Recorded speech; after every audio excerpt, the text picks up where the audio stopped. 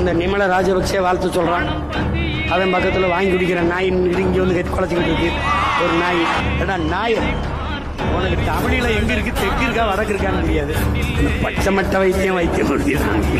அண்ணன் சீமான் அவர்கள் அன்றைய தினத்தில் சொல்லியிருந்தார், அவன் என்னடா என்று சொல்லி கேவலமான வார்த்தைகளை எல்லாம் கழிச்சிருந்தார். அண்ணே நல்லா நீங்க இந்தியாவில், நான் இந்தியாவுக்கு வரையிலன்னா ஆயுதம் கொண்டு வரையிடாது, இந்த ஆயுதம் கொண்டு வரையில இருந்தா நான் உன்னை சுற்று பண்ணா